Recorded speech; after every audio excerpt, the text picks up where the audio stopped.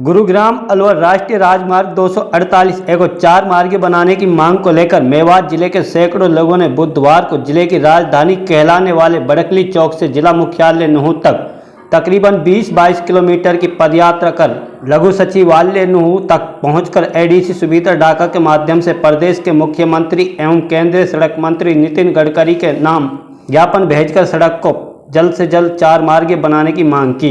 इसके अलावा नुहू से कांग्रेस विधायक आफ्ताब अहमद ने पैदल मार्च कर रहे युवाओं को मड़ी गांव के समीप खूनी रोड पर अपना समर्थन दिया और भाजपा जजपा गठबंधन सरकार को घेरा।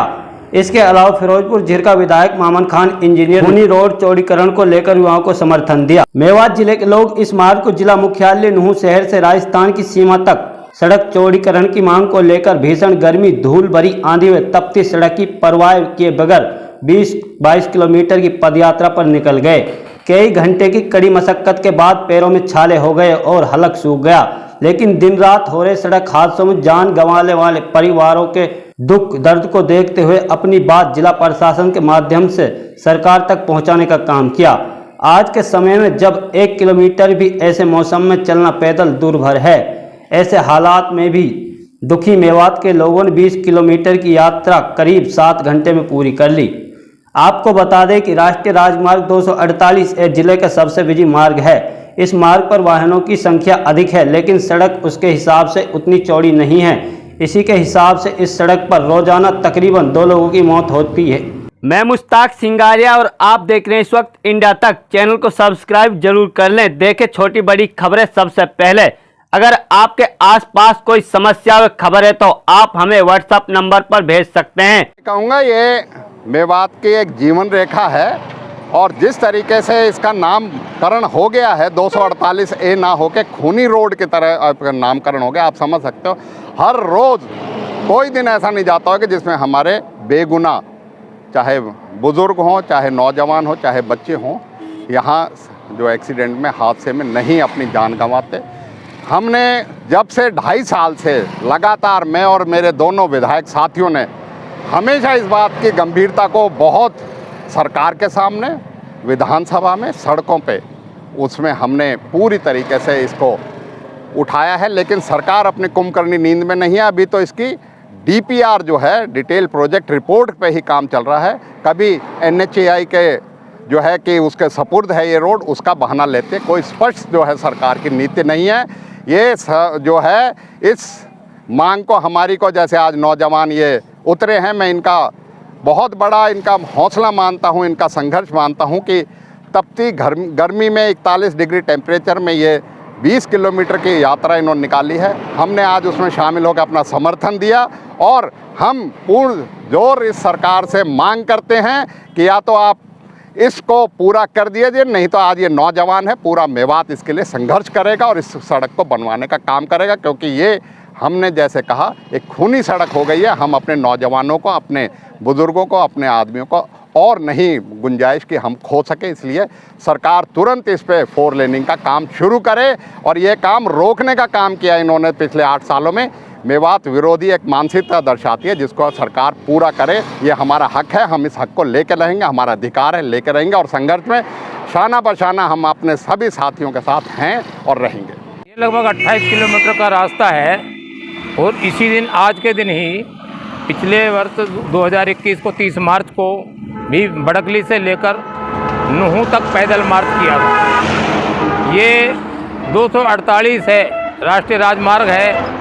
सरकार ने 2008 में भी इसको 4 लाइन करने का वादा किया था।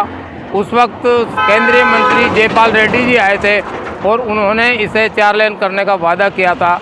लेकिन 2008 से लेकर 2022 आज 2022 तक लगभग 2000 से ज़्यादा मौतें हो चुकी हैं और लगभग 3000 के आसपास आदमी इस रोड के पर एक्सीडेंट से अपाहिज हो चुके हैं।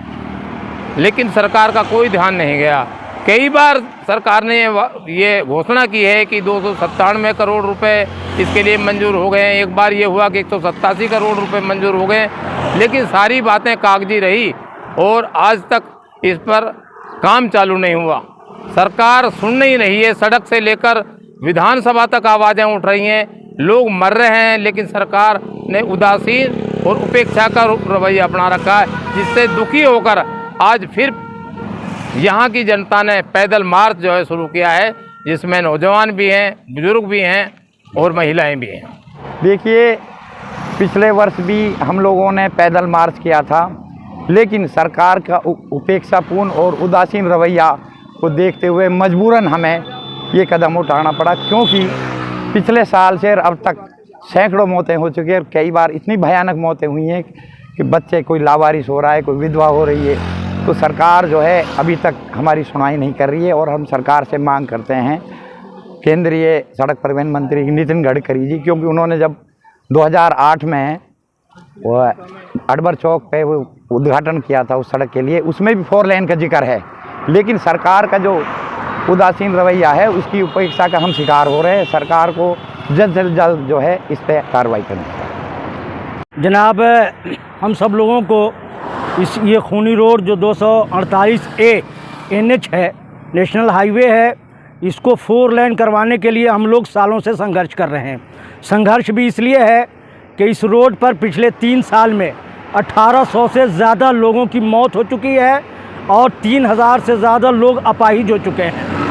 और सरकार को बार बार कहने के बाद, लिखने के बाद, विधानसभा में आवाज़ उठवाने के बाद और पिछले साल 30 मार्च को ही पैदल मार्च करने के बाद भी सरकार के कान पर जूं नहीं रेंग रहा है। सरकार मेवात के साथ भेदभाव कर रही है। ये रोड पहले 1980 तक ये नेशनल हाईवे हुआ करता था, जिसे इसके पावर को कम करके स्टेट हाईवे बनाया गया। पिछले दिनों के संघर्ष के बाद इसे NH तो बनाया गया, नेशनल हाईवे, लेकिन इसको 4 लेन करने के लिए हम लोग यहाँ से लेकर चंडीगढ़ से लेकर दिल्ली तक लगातार संघर्ष कर रहे हैं, लेकिन सरकार इसको 4 लाइन बनाने के लिए अब तक कोई ठोस कदम नहीं उठा सकी है, जबकि हर महीने दर्जनों लोग इस पे मरते हैं और सैकड़ों की तादाद में लोग अपाहिज होते हैं। इसलिए हम लोगों को पैदल चलते हुए और ख़ास तौर से मुझे आज बिना चप्पल और जूते के मैं इस यात्रा में नेतृत्व कर रहा हूँ साथियों का, ताकि सरकार को ये महसूस हो सके कि ये लोग, मेवात के लोग बहुत दुखी हैं और अपने नौजवानों, बूढ़ों और बेटियों की शहादत को और न बढ़ सके, इसके लिए ये रोड पे उतर करके आज संघर्ष कर रहे हैं। उनका दिल पसीज है, वो भी इंसान है, इसलिए हमारा ये संघर्ष है कि शायद हमारे इस संघर्ष को देख करके उनको कुछ दया भी आए और उन्हें मोहब्बत आए और इस मेवात पिछड़े इलाके के भी इस रोड को वो 248A को 4 लाइन का कर सकें। जी देखिए, ये 4 लाइन खूनी रोड जो है ये बना नहीं है। पिछले 1 साल से इसका जो है कि बजट पास कर दिया गया, बस इसको बनाया नहीं गया है। ये सरकार जो हमारे साथ नाइंसाफ़ी कर रही है मेवात के साथ, क्योंकि यहाँ पे कोई भी काम सक्रिय संपूर्ण तरीके से नहीं हो पाता है। सरकार यहाँ पे आके तरह तरीके के दावे तो ठोक कर जाती है, पर यहाँ पे काम नहीं करके जाती है। क्या मेवात इतना पिछड़ा सरकार ने हर तरीके की बना दिया है कि हम लोग किसी लायक, हमें किसी लायक नहीं समझती है सरकार? ऐसा क्यों है, मैं पूछना चाहूँगी। और जो भाई हमारे साथ नहीं जुड़ पाए हैं, कुछ तो भाई देखो लावणी चल रही हैं, कुछों के घरों में काम चल रहे हैं, कुछ वैसे अपनी जॉब वगैरह के लिए, पर जितने साथी आए हैं उनके मैं हौसला अफजाई करती हूँ और बुलंद करती हूँ, उनके हौसले को सलाम करती हूँ कि हम लोगों ने अभी तक 12-13 किलोमीटर का सफ़र तय किया है और अगर हमें जाना पड़ा तो हम चंडीगढ़ तक पैदल जाएंगे और हम सरकार को दिखा देंगे कि हम लोग पीछे नहीं हैं संघर्ष करने में। पर सरकार भी हमारी तवज्जो करे और हम पर ध्यान दे, मेवात वासियों पर, क्योंकि सरकार को सबसे ज़्यादा तवज्जो मेवात वाले ही देते हैं। कहाँ से कहाँ तक है, क्या कोई ज्ञापन दिया जाएगा? जी, DC को ज्ञापन दिया जाएगा और बड़कली चौक से लेकर नूह तक ये हो रहा है।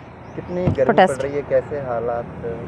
गर्मी तो देखिए बहुत है और कुछ लोग नंगे पैर भी आ रहे हैं और अपने संघर्ष को जारी रख रहे हैं। बहुत नौजवान साथी, बुजुर्ग भी हैं हमारे साथ में, बहुत सारे जुड़े हुए हैं, वह हम लोग संघर्ष कर रहे हैं। देखिए, अब सरकार को हमारी साइड देखना चाहिए और मैं आग्रह करती हूँ, मैं अंतर्राष्ट्रीय खिलाड़ी रज़िया बानो CM खट्टर से, मनोहर लाल खट्टर जी से आग्रह करती हूँ कि हमारी सुनवाई हो और इसको 4 लाइन किया जाए।